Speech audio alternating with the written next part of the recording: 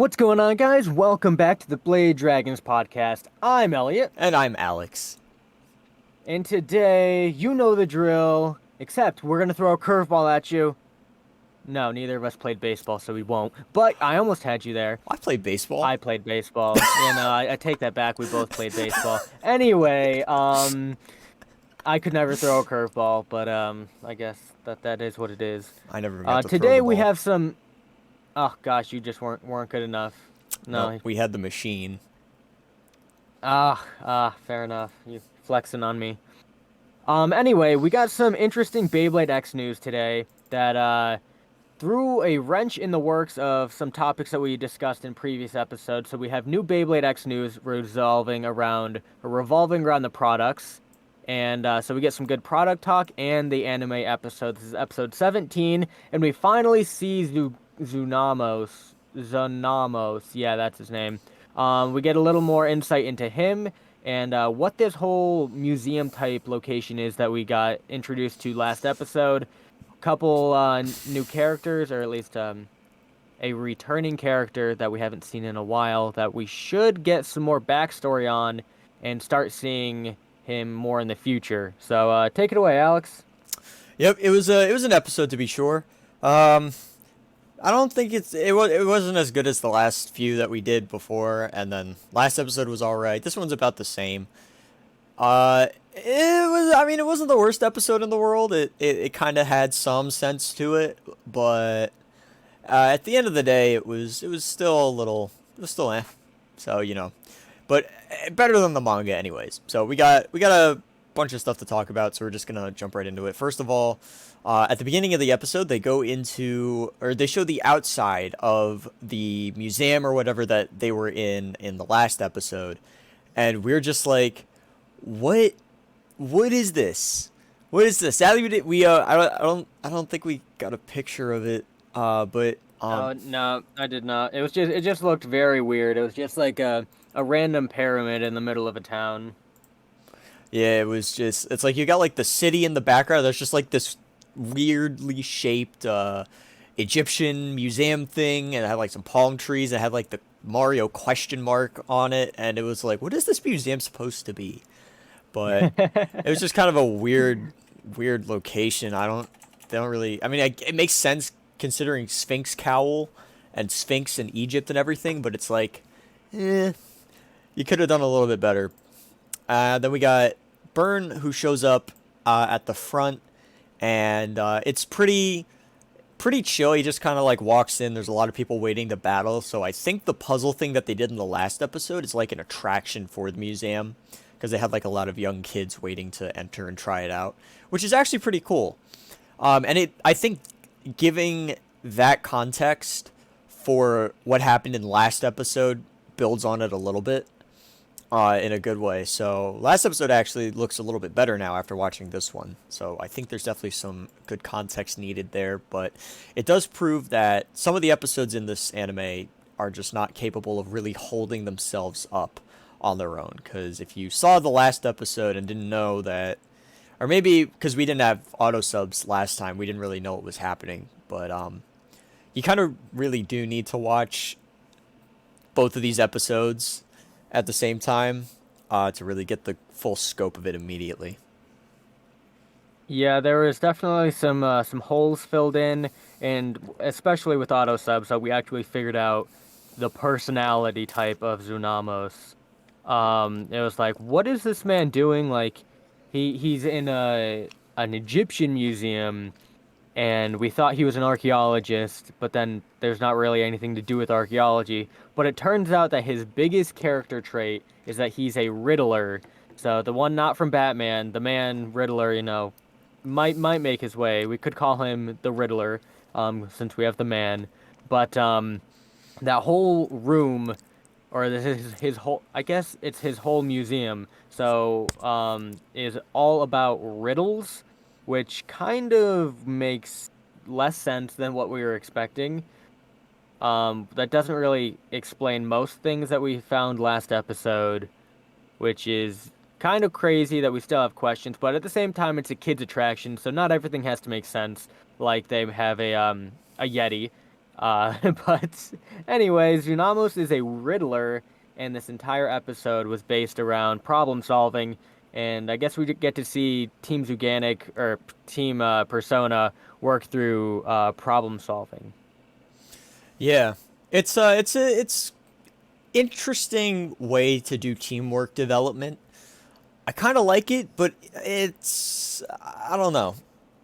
It's I see like where they had the idea, but then there's also a lot of places where it falls through a bit. But at least it does it does hold some water, and it's still it still makes sense. It's coherent once you understand what's happening. So definitely they did do a decent job with it. They could have done better, honestly. But I'm okay with what we got. I'm okay with what we got. Maybe it'll be better when the dub comes out. Who knows? But Let's hope. we will find out. And I don't think we mentioned. I think we got too far into the actual attraction of it. But the Burn, as you mentioned, walks in, shows up, goes to the line, and there's a kid who's whining, really wants to battle. So Burn goes up to him, and just magically, like he basically does this. He walks up to the kid, and it's just like, "Hey kid, watch this." And then like Phoenix feathers just sitting in his hand there. So Burn is magic, and he's also just giving out Phoenix feather for free. Holy shit. Oh, it's behind my ear. No way. It was within the hair. It was. I got bird hair. Oh, that's true. That's true. Elliot is IRL Burn. That'd be insane. Fucking just grease up my hair and just make it like fucking point out to the sides. Yep, you'd have to dye it white too. So, I've always wanted to do that, but I thought it would look horrible after it grew out in like 2 weeks. Cyber just texted me and he changed his profile picture on Discord. I'm like, the hell is texting me right now? I thought it was Mr. Agent trying to promote again, but oh well. Anyways, Oh, yeah, we're moving on from that. But yeah, so Burn gives out Phoenix Feather, which is consistent with the manga. Interesting how they show it here. I actually kind of like it a little bit better. It makes Burn his character a little more interesting. And we did not really get to see him all that much, just sort of at the beginning, and we'll get to it at the end of the episode. He appears, but they're really trying to build him up. And for anyone who has read Chapter 8 of the manga, if they do what they did with him in the manga, I will be very upset because they're putting in like way more work to build Burn up. He's very mysterious, very interesting in this anime. So I'm hoping that we get a good payout for him.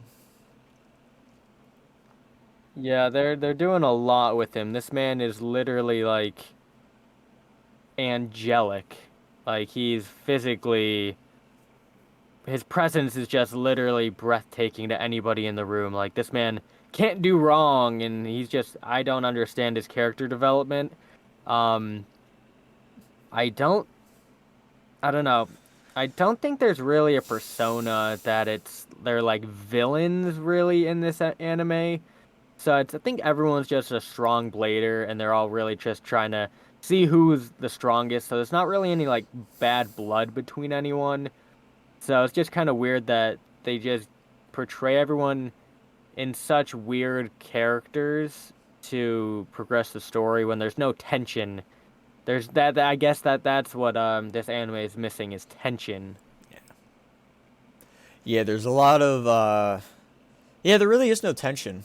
Or at least they don't amp it up as much as the other animes. It's sort of very short. I think that's just a fault of Beyblade X's battles for the anime being so quick. Hmm. You don't get long standing periods where the Beyblades aren't doing much and whatnot. So the ability to tell an effective battle story within each individual battle is a little diminished, and it focuses a lot more on the Beyblade gimmicks, which is more consistent with real life. I will give it that, but I do kind of miss that cinematic storytelling aspect. It's like, when you want people to buy the Beyblades, you want to make it look cool in the anime, and sometimes they just don't make these Beyblades look cool. Like, if I was a kid and I saw a bird always losing with his Beyblades, I would not want to buy Hell's Chain or Hell's Scythe. I would skip them because, oh, Bird is losing frequently in the anime and his Beyblades don't do anything cool.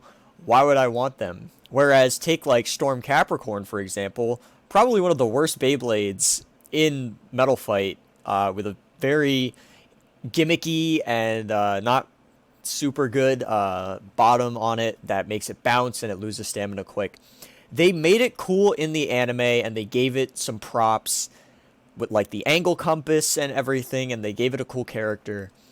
And you know, they showed that most Beyblades did have skill in every gen of well, at least in Bucket and Shoot and Metal Fight. I can't say for Burst, although Burst Season 1 did do a decent job selling their products.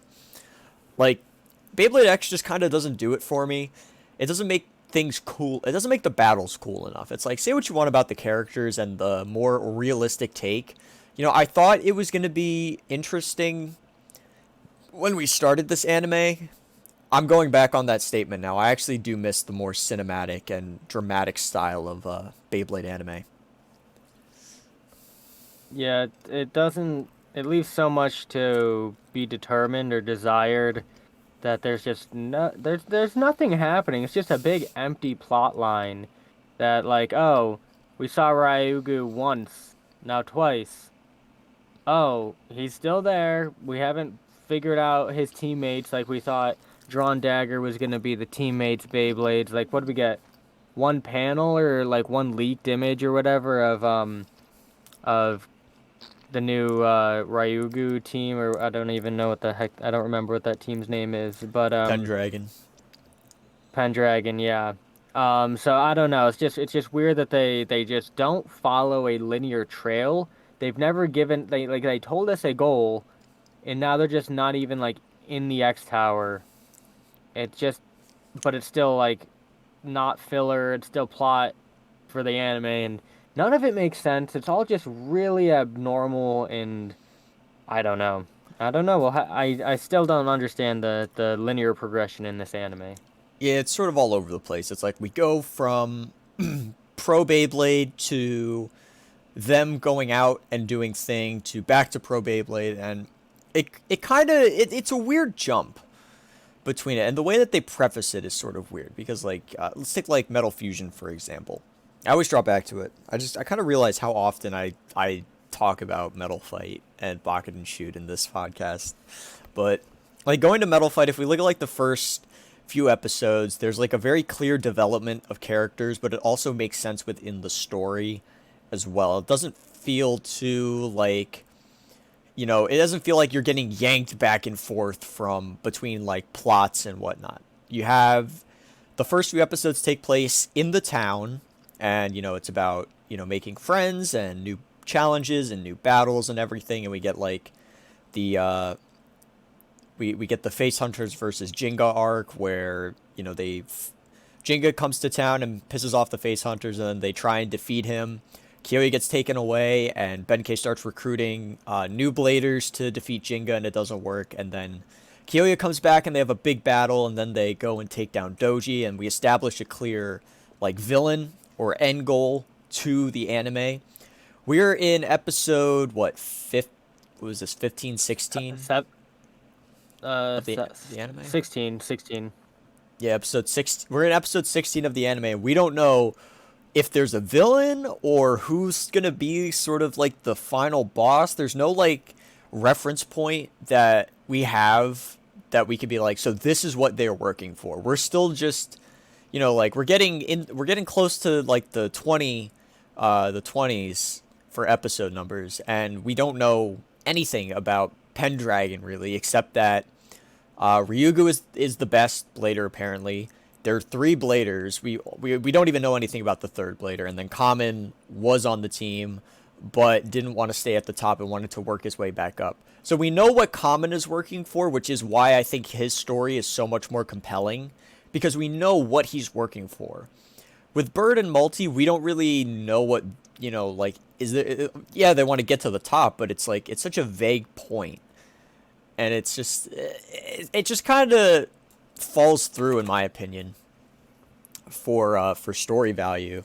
Whereas like Metal Fight, going back again, we get like a very clear Jinga versus the Face Hunters, and then Jinga and crew fights Dark Nebula in a couple episodes, and then Jinga loses and goes on a self-discovery arc, and then they have the survival battle, and then Battle Bladers, or the road to Battle Bladers, and they meet a ton of new Bladers, and everyone's getting points. And then there's Jinga losing his points and building back up, and then there's Jinga versus Phoenix, and then Battle Bladers begins, and you get that arc, and then you get the final battle and everything. It's like it's very clearly segmented, and you go from plot here and general set of locations to plot here, general set of locations, plot here, general set of locations, etc. And that's how it mostly is for the majority of Metal Fight. So it's like you're not really stuck in the same spots. Whereas, Beyblade X, it's like you have you're going from the X Tower to Taisho, to the X Tower, to the grocery store, to the X Tower, to the zoo, to the X Tower, to to wherever they were, the Mario Museum or whatever, the Egyptian exhibition. Yeah. And it's like, it doesn't feel like it goes anywhere, even though we are seeing different parts of the story get developed in these new places. It doesn't feel like the world is being built much, when it just kind of all feels like the X Tower's at the center of it and everything is in like that bubble. We don't really go across the world or around the country or anything, and it just kind of makes everything feel a little too consolidated for my taste. But I think like being able to explore a lot of vast different environments naturally fits the story a little bit better. But it kind of feels weird in this, maybe because everything is in a building and we're stuck in this city. There's not really like outside battles that often and whatnot. But at the end of the day, I think it's just sort of killing the story vibe, and it doesn't give it a lot to root for. And again, we don't really know much about the end goal of the anime. Are we fighting for something? Are we just trying to get to the top? Because if we are just trying to get to the top, that's, I'm gonna be honest, kind of lame. It's like that's just every blader. So we were hyped about this realistic approach that they were taking, but I don't think we're really liking it that much anymore, considering that it's sacrificing a lot of the tension, and we don't have much to root for. Yep. Pretty much summed it up, but there's just no connection between any of these episodes. Like, other animes have, like, cliffhangers. If we didn't watch past the credits, we wouldn't be excited for the next episode. Like, there's no reason that I would come back to the next week's episode if I didn't watch the teaser or I had any interest in the product. There is just no life to keep me engaged in this damn anime. But, back to this episode, Yes. we get Donamos is in the room that we left off in the last episode, and this is his stadium, his kind of center for the Beyblades, and they find out that they need to beat him. And obviously the first person to speak up and want to battle him is Common X. And every time Common X fights a battle, he's always the finisher or the first punching bag to set up Bird's loss. Like, Common takes him on simple extreme finish or whatever, or extreme dash over finish, and it's good, we beat him. But then there's a riddle that they need to beat him 4 different times, or like 4 different ways. And so Bird goes up there, and he goes and gets the burst finish on himself because Bird can't do anything. And so it's just really weird that Common is either the only one that can win or the one that sets up a battle for the other ones. Like, I don't know, it's just weird. I don't think Malty's really ever taken accountability, or like, well, I guess she did maybe against Viper Tail. She kind of started off the Zuganic battle, but it's just kind of weird that Common's battles are already getting predictable in just the plot hole or the plot line of the 3-point system or whatever they need in the battles. Yeah. I think this is the first time they've really emphasized, all of the different finishes at the same time. Still not seeing the point system, which is a little sad. But at least here it's we get a little bit more into like, the battling and whatnot, which I guess is kind of nice. We get to see Sphinx Cowl up close, and I mean, it looks interesting. I still don't know how to feel about this more like recoil-y focused generation of defense types that we've been getting lately, because I think this is what the fourth defense type that we've seen, and I mean, I don't hate it, but you know, are we gonna get any traditional ones aside from whatever you call it, Night Shield? Because Night Shield is the only one that looks like a defense type. Everything else kind of looks a little bit too aggressive. Night Lance has a lot of recoil, and the shape gives it a little bit more aggression. And then, what was the other defense type that came out? Rhino Horn. Rhino Horn. That was a disaster. And then Sphinx Cow here looks like it'll probably be better than Rhino Horn. And I'm kind of excited for Gear Needle, but the blade itself looks like it will probably be better put for attack types, but we have to wait till next month to actually get the product in. But back to the anime, we get a first battle here with Drawn Sword, and after he wins with an overfinish, unsurprisingly. But we do get a little bit more to this episode, and they kind of give a good finale to the events of the last episode where they were solving puzzles constantly. It's like they build up all the puzzle solving in the last episode, and they mention that here. They call back to it. And then they have one last Beyblade battle puzzle thing that they have to do. And they kind of figure out what's going on. And Bird has a theory about it, which is that they just have to beat him 4 times and they win, which is not the puzzle. And Multi actually figures it out later. There is a thing to Detective Multi, which is pretty nice. We also get Sphinx Cowl here. We get to see the Sphinx, which honestly looks pretty dope. I gotta say, this is a pretty good looking avatar. Yeah, the scale looks phenomenal, or like I guess like massive. I mean, it's probably just this camera angle. It probably zoom out and looks like the crooked snake from the Backstreet Battle. It's just an awkward 4x animation. But no, I think this is a very cool feature that it's drawn well. It's got mysterious. It looks vicious.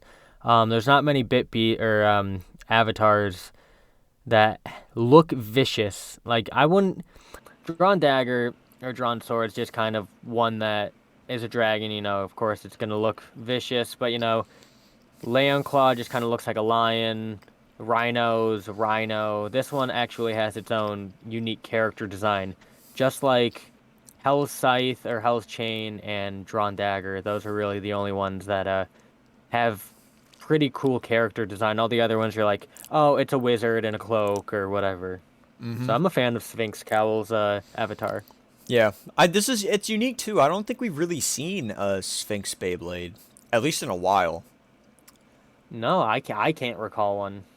Yeah, I never remember hearing about any Sphinx Beyblade from Burst. There was not a Sphinx Beyblade in Metal Fight. Plastic Gen, I don't think there was. Nope. I mean, Plastic Gen's got some like god type things like Uriel, which is like I don't know exactly about those, but no, I don't recall ever being a Egyptian theme off the top of my head. Mm-hmm. Yeah, a lot of mythological Norse, some Greek and Roman stuff that we've seen throughout the years, but I think this is the first time we're really seeing Egypt be represented massively like this. And I was a little bit confused at it at first, and I still don't like the location bouncing that we ranted about earlier, but I gotta say, all in all, it is refreshing to see Egypt get some love after 25 years almost. There's Crabson. I was wondering where he was at. I knew I was forgetting something. But yeah, it's nice to see a Sphinx. It's nice to see Egypt kind of get a thing in here. It's like I think the closest thing we really had was Desert Blaze in Metal Fight. In Metal Masters, it was one of the teams they fought, and they fought against Gravity Destroyer, and they got their butts kicked early on in that season. A little bit forgettable, but that's really kind of the closest we had to like really deserty Egyptian themes. Everything else has either been like Mayan, Aztec. That was a big thing in Metal Fury. I don't really think we saw anything like that in Plastic Gen, at least up to what Yeah, I've seen. yeah, no, the Beyblade that stuck out to me as being like Egyptian was that cat Beyblade that had the mode change, the height change. I don't remember which one that was. Um, in Metal Fight, Oh, but Lynx. Lynx, yeah, that one reminded me. I don't know what the Bit Beast was on that, but it reminded me maybe it was like a an Egyptian cat or something. But off the top of my head, I don't know. It's probably just the character design with the gold that made me connect those dots. Yeah, yeah. Lynx is a cat, Yep, and Elliot is glitched out again. Sadly, that that, we'll get him back in a that sec. that'll how that But happen. Oh well. yeah, it's nice to see this Egypt style come back, or excuse me, make an appearance. Something that we have not seen. Elliot is still loading, sadly. It is what it is. I'm here in spirit. Yeah, so Bird's battle with him, which we can see right here. Yeah, Bird is I don't like what we did. Elliot mentioned it earlier, and I was actively pissed when I saw what happened to him because it was whelp. He gets burst. He loses again. And they try and do the same thing where it's like, well, at the end of the day, it's not a bad thing that he lost. No, yes, it is a bad thing that he lost. He's one of the main characters, and he has not won a battle in 17 stinking episodes. What are you doing, Takara? You are killing your storyline. There's like no reason to root for Bird. It's really just become like, betting on whether or not he's gonna win or lose, and most of the time we just kind of bet that, oh, here's Bird battling, oh, he's gonna lose. Next. It's like you can just really skip all of Bird's battles in this anime because every time he loses. Except against Yeah, Kadovar, but even then he's still pretty much kind of lost. yeah. I mean, there's no skate stakes. We've been over this. That if they set up Bird at one point was a leader, but then just started getting outclassed in every battle, we'd at least be able to root for him. But the fact we've never seen him win a battle, and we don't even know that he's a competent blader, there's no hope because he fights like throwaway battles and filler episodes. Why would he win? Because he's never won. It just blows the storyline out. There's no hope because these are just throwaway battles. You know it's just going to be a shit battle, and he's not going to win. Because why would his first one be against a nobody? Mm-hmm. Yeah. It's it just gets frustrating at this point.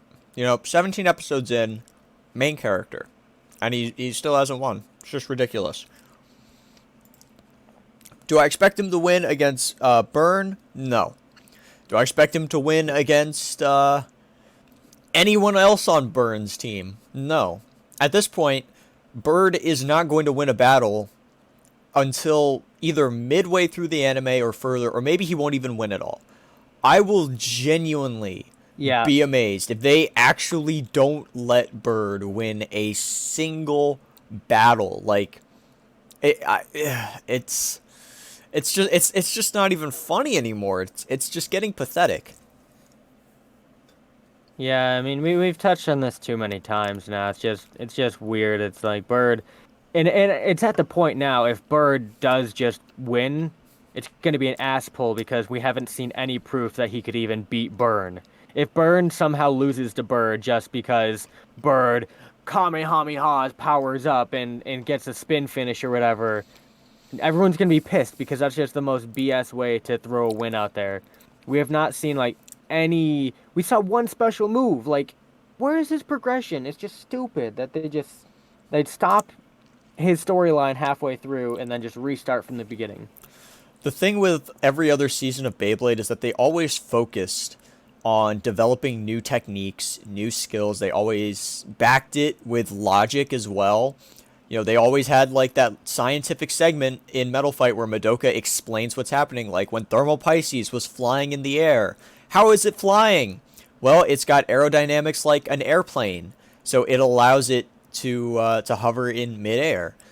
Why does Libra, how is it able to turn the stadium into sand? Well, it's supersonic vibrations. It's rapidly pounding the ground into dust and making a little sand trap. How is Pegasus able to fly? Well, that's partially just due to it having the Pegasus avatar beast inside of it. Yeah, maybe it doesn't always make the most logical sense, but at least it makes sense why things happen. And here it's like Bird actually came up with a decent move. What was it, Chain Blast or something like that against Kadovar.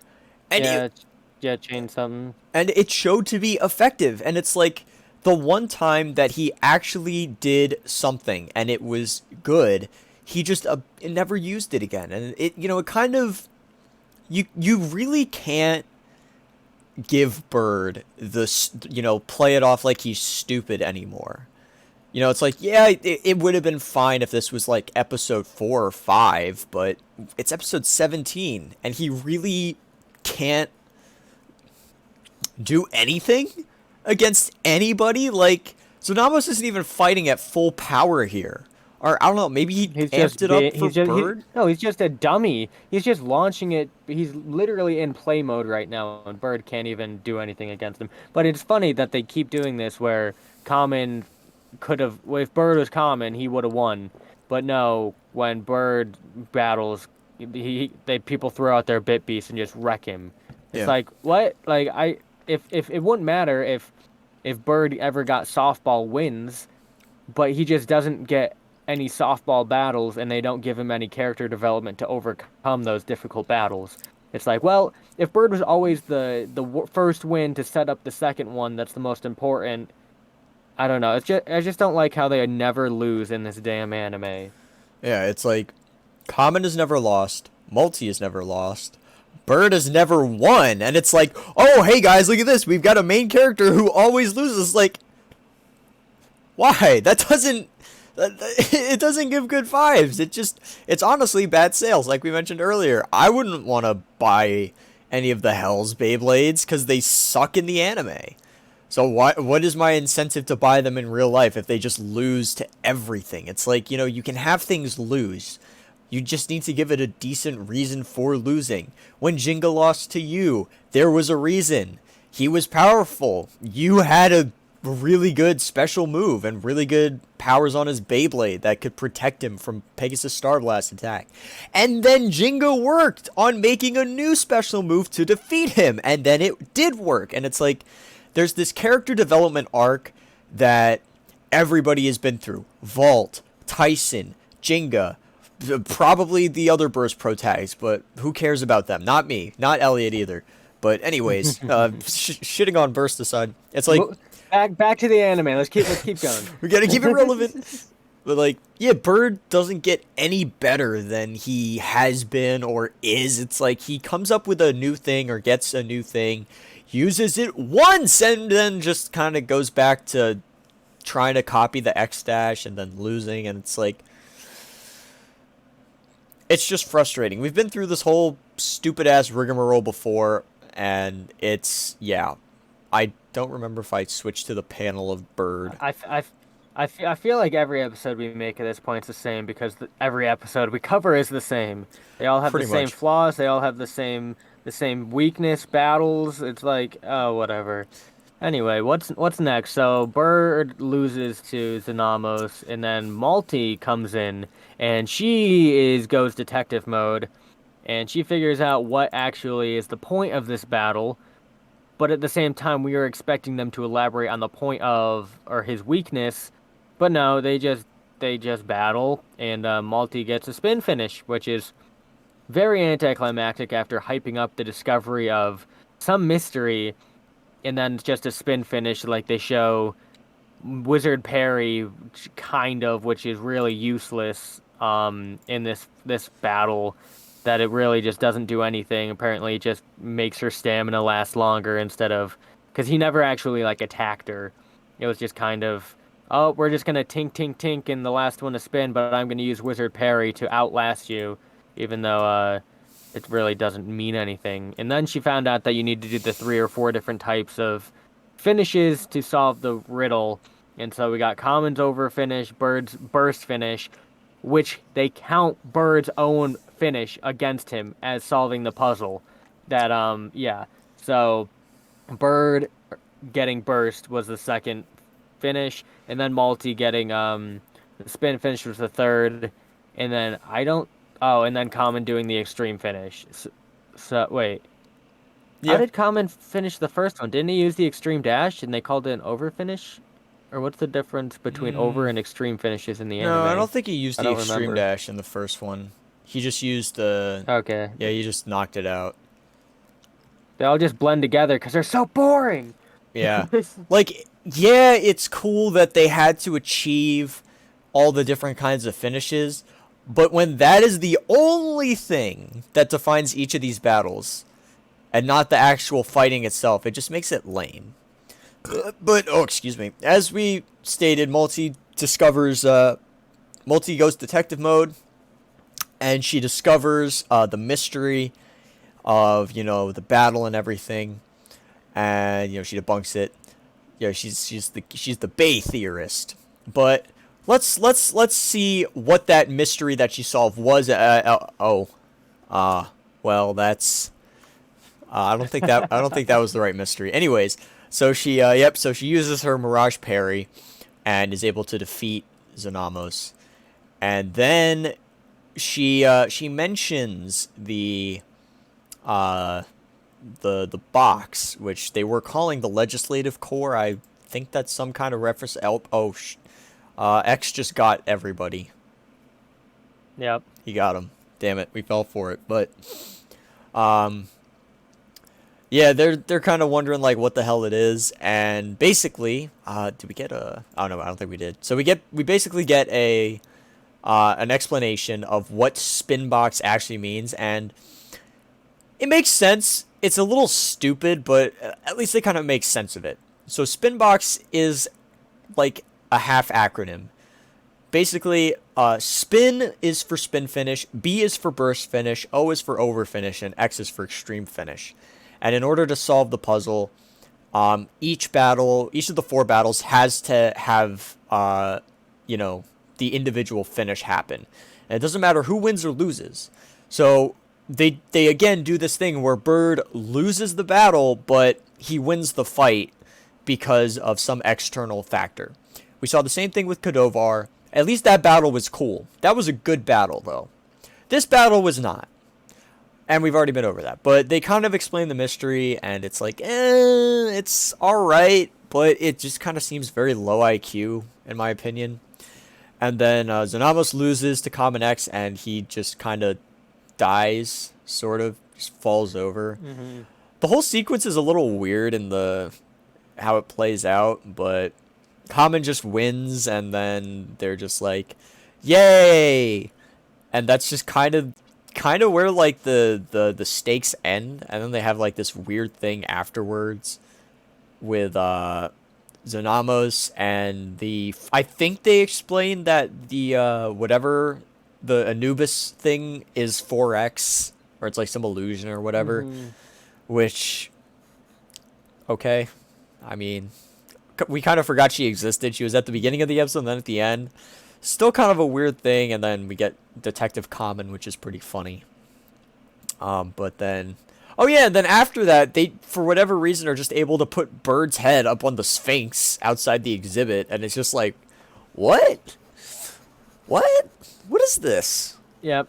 And they always come back to Bird being the head of the team, but can never do a damn thing to help him. And it's like, ha ha ha ha ha ha ha ha, it's Bird. Yeah, if Bird was a good character, it'd be funny. But he's not. He's just lame. No one cares about Bird. It's just so stupid.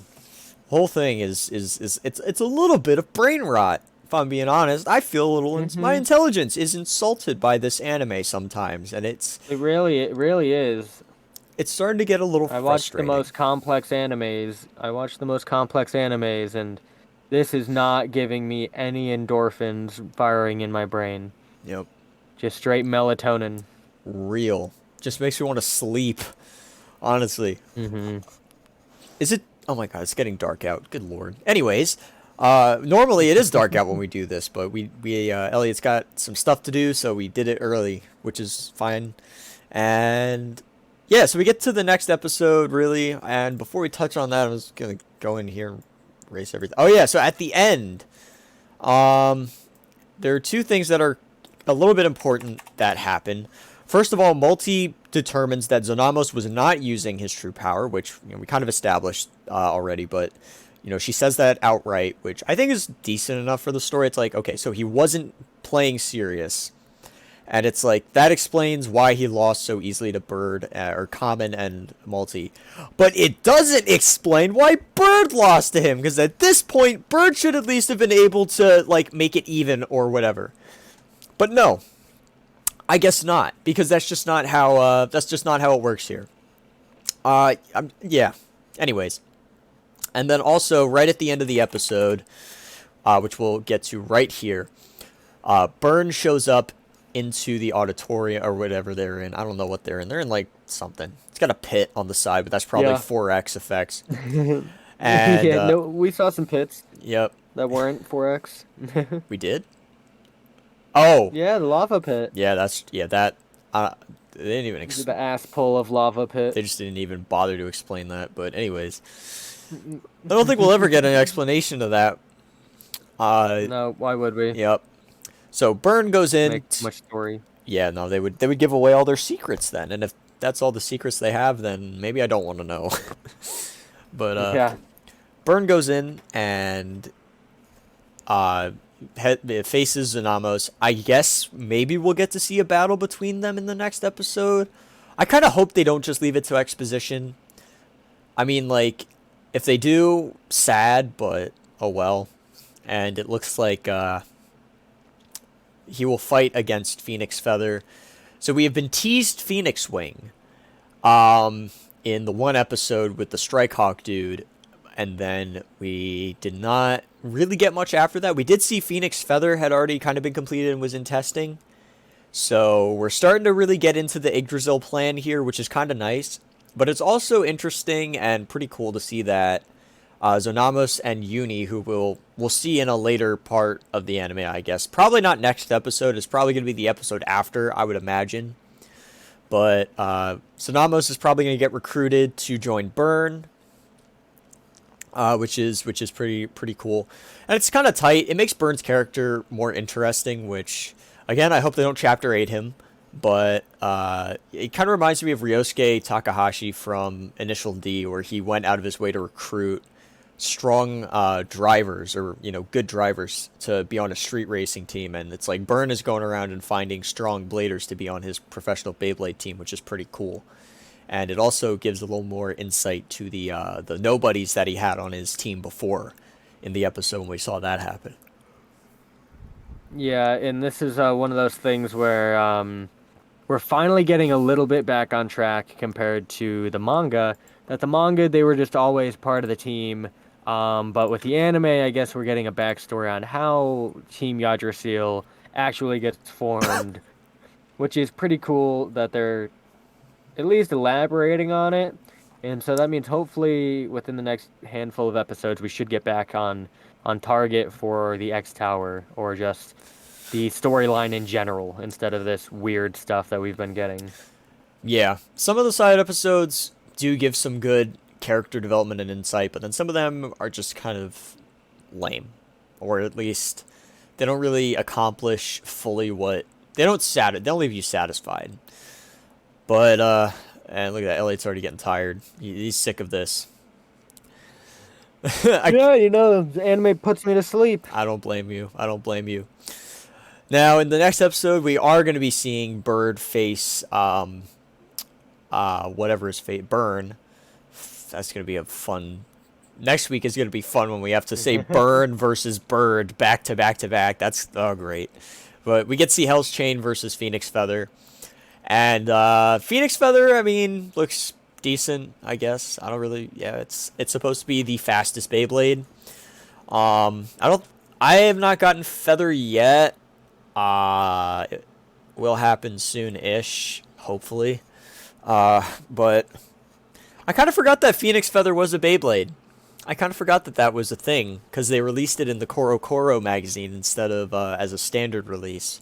Maybe we'll get a standard release of it later on, but um, if you want to get Phoenix Feather, you have to get the Koro Koro edition that it's in, or just get one off of Japanese marketplace because a lot of people are just selling the. A lot of people that are buying the copy of Koro Koro, Elliot's got it right there. A lot of people that are buying the Koro Koro magazine edition who are not into Beyblade will get the Beyblade and then list it on their will list it online to be bought by people who want it, which is pretty nice. And then you also have to have the red 360 and flat from the battle entry set. So if you don't have the battle entry set and you don't buy the magazine, tough luck. Now, there are some places, I've seen a couple vendors, I think Mall of Bays is doing it, where they sell just the full Phoenix Feather Beyblade out of the parts from the battle entry set, which is pretty cool, but it's Mall of Bays, so they usually run out of the newer stuff pretty quickly. They just get pre-ordered, right away, and then Zanky does a pretty good job filling those out and getting those shipped in, so... Phoenix Feather, going to be interesting to see. We're also going to see, this is Viper Tail right here. We're going to get that. And did we get a, yeah, we didn't get a picture of it, but this is Toguru. And we did get shown Zuganic. So I think we're going to be seeing some Zuganic battles, or at least interaction. I don't know if we're going to see Burn versus King. But if we do, that'll be honestly pretty good. And I think pretty much the only thing we saw out of this preview was just Burn battling like everybody on the face of the earth. And he's going to be at least fighting Toguru, maybe the rest of Team Zuganic. He's also going to be fighting all 5, I suppose, of Team Phalanx. Almost forgot their name there. So forgettable. And we can see sort of a 5v1 here, which is pretty interesting. And it's probably going to end up with Burn beating all of them because Team Phalanx is not particularly that great at Beyblading. Yeah. Nope, and that's why we've seen in the manga how this already portrays out, and I didn't think we'd actually get a tag team battle, or I mean a whatever battle royale, but I guess we are, and in theory this battle should be one-sided. We'll see how it exactly goes, but 4 generic bays take on 1 semi-generic bay. You tell me how that's going to finish against the protagonist of the entire first 20 episodes. Yeah, we'll see what happens, but it looks like next episode is going to be a lot of Burn just sweeping the competition and just getting rid of everybody. And we're also going to see Common lose for the first time. I don't believe he's lost a battle yet. I don't know why the hell they would tell us that. That's the most idiotic thing they could have promoted in this episode. Yeah, I completely agree. Set up a better storyline, but don't spoil that your main undefeated character that's never lost in the history of his life is going to lose to a semi-finished pro blader that just appeared on the scene and has technology. I really hope that they're diverting our expectations here, but I'm not a fan of this spoiler. Yeah, the preview for this episode towards the end, it's like we saw it and it was like, oh, so they are gonna lose, but then it's like, oh well, they're gonna lose, and we know that it's gonna happen now. So honestly, this is probably gonna be one of the worst previews that we've seen. Some of the previews that we've seen are really good, and this one is just not that. It is terrible. They spoil it right off the who greenlit this? This had to go through at least like 40 people, if not more, and they were like, so we're gonna show our 2 main protagonists that have not really lost that much lose. Good enough. No. Terrible decision. That's good.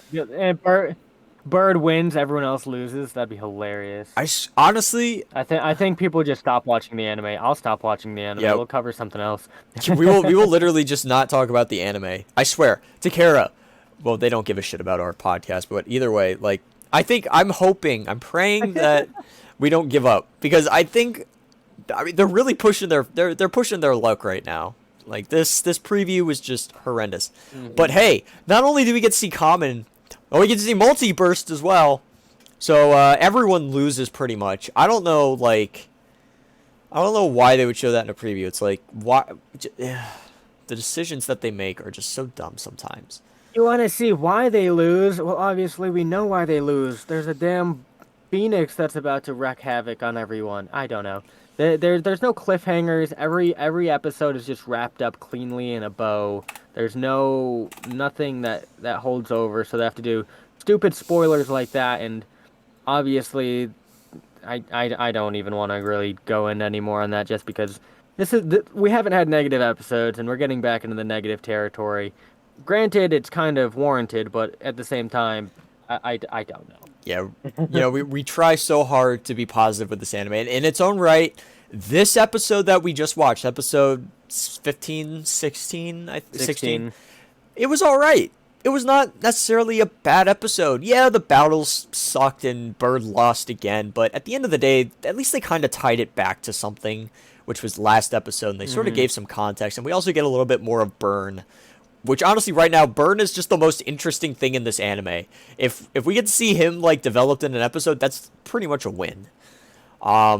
Yeah, we got some more on Zanamos, which I suppose is all right. He wasn't playing seriously, so we haven't been exposed to his full potential yet. So I guess that's something to look forward to in the future. But considering what we saw for next episode, it just come on, stop giving us these really stop killing our hopes and dreams for this anime. We do also have some very big news to go over. Now, I did cover this earlier today on my channel, but there are some very important things that have happened in the with the development of whatever you call Products. it. Yep, we got some product dev. So yeah, we got some information on the Xover project, and I think 5 or so episodes ago was the last time we covered Xover, and that's when we got the leak or the announcement of Tripio and Drigger S. And so we got an update this morning. At least I saw it on Beyblade X's Twitter page, that they posted a picture with the link to their blog or posting on their website of their updates with the development of Tripio, along with Trigger S, along with their next Xover project. And it's very sad to say that the way that they were trying to develop Tripio is not valid for 2024.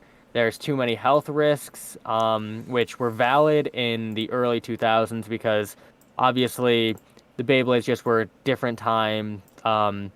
Different mindsets around toys. Like, I don't know if the original Beyblades were really thrown at kids, but I personally had them, but they could not develop Tripio to be safe in the market for 2024. So they are scrapping it due to fingers being too close to the Beyblades with the launcher, which is kind of weird that Classic Gen launchers are even smaller, and they were one of the first Beyblades to release, but they cannot bring themselves to change up the actual design of Tripio or actual size to make it feasible.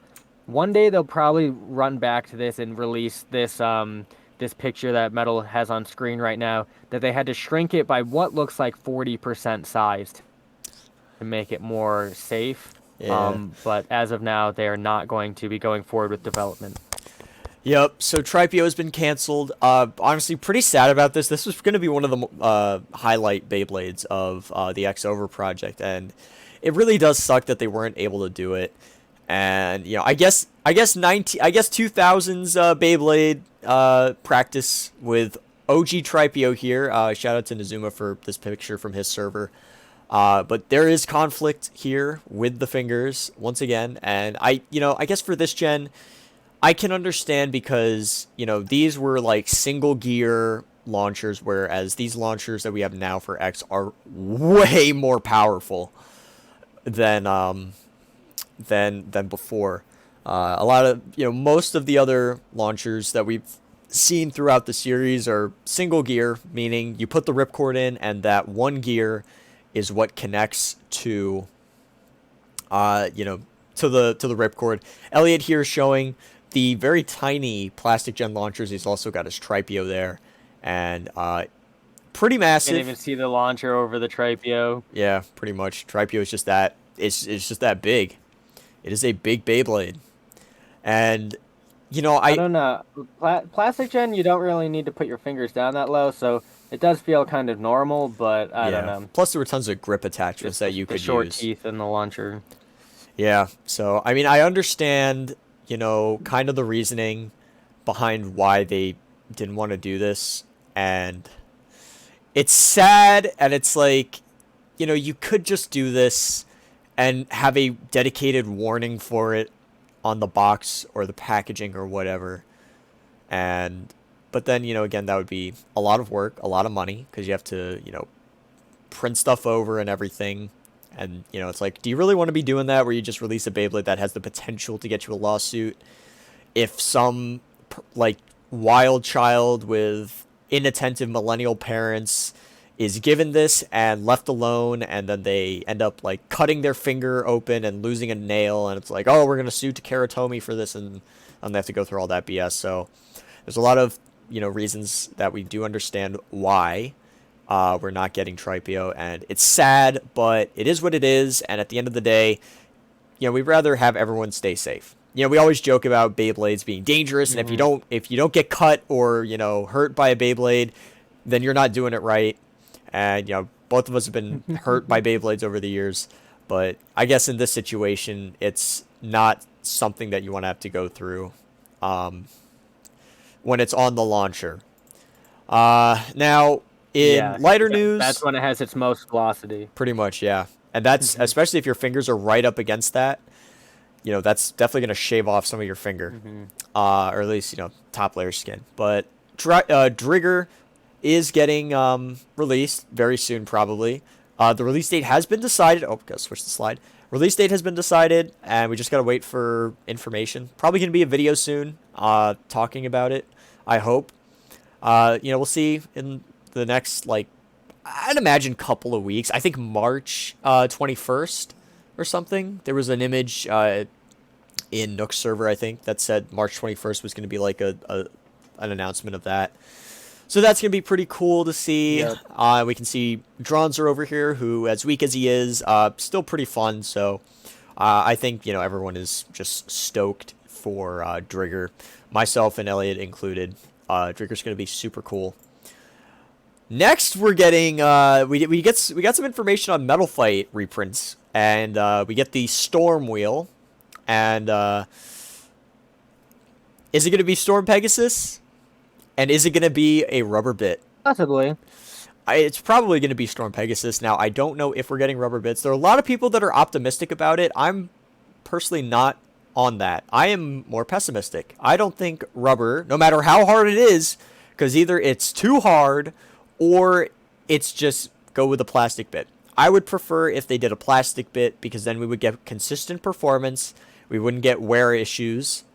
I would hope that Takara does release a ratchet and bit set that you can get, or some kind of DX set where you have like extra parts available. I would like them to do something like that, and I imagine they'll probably will get some of those later on down the line.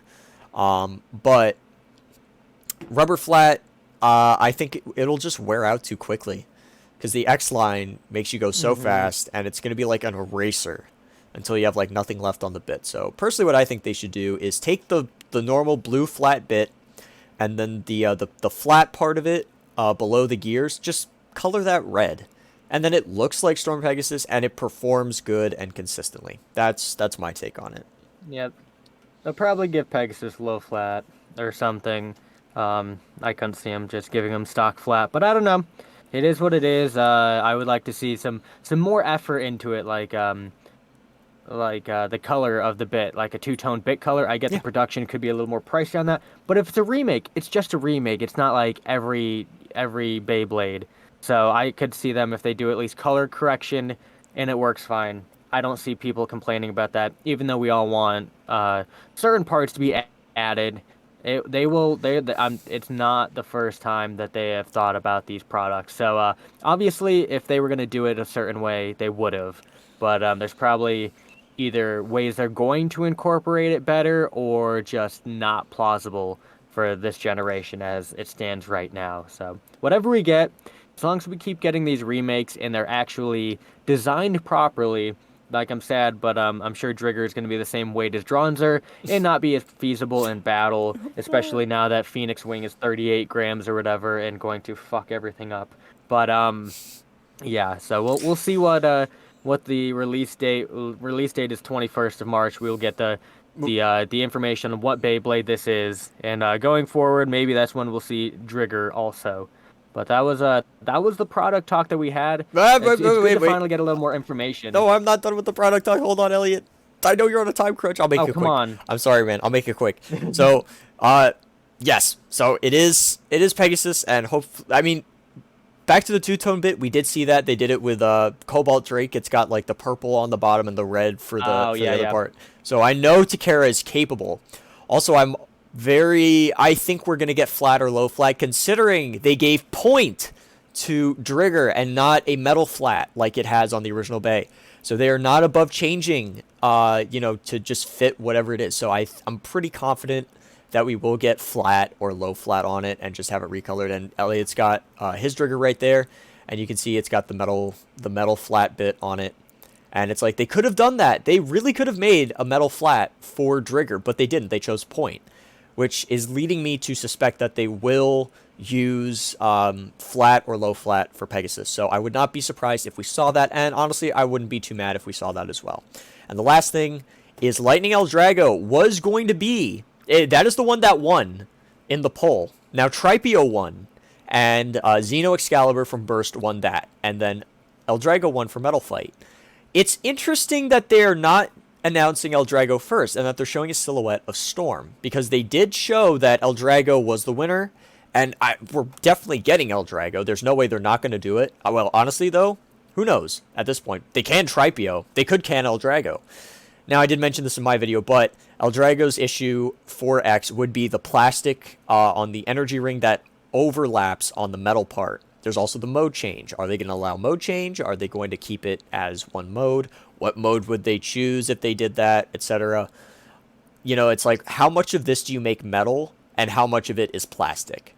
And I think that's probably the issue that they're running into with Eldrago, and that's why we didn't hear anything about it. I think on the 21st we might hear something more about it, because that's still a couple months away. So we got time for them to work on it and develop it and play around with their options. But at the end of the day, I'm hoping that Eldrago does get made and they don't can it, because honestly, this is way more doable than Tripio is. It is a normal-sized Beyblade, so some of the same safety issues that they have with it are not going to be there. But then also, do we want a remake Beyblade to be the first left spin Beyblade? Or do we want it to be, a normal X Beyblade? So there's a lot of things that have to be sorted out there yet.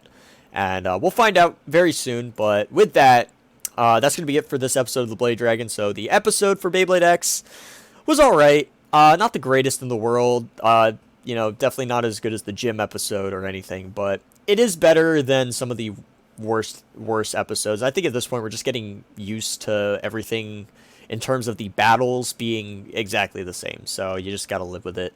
And yeah, that's pretty much it. So Elliot, I will not keep you waiting any longer. And we'll close this off. It's all good, man. Yeah, no, it's good. It is an episode. That's all we can really say. There's not really any comic relief in this episode, so not really any breaks in the negativity from us, because it was just all weird plot development for things that we had no idea what to expect. But once again, it's always something that might be more fledged out in the dub. But that was episode for the Blade Dragons this week. Thank you guys so much for watching, and we will see you guys next week. Blade Dragons out.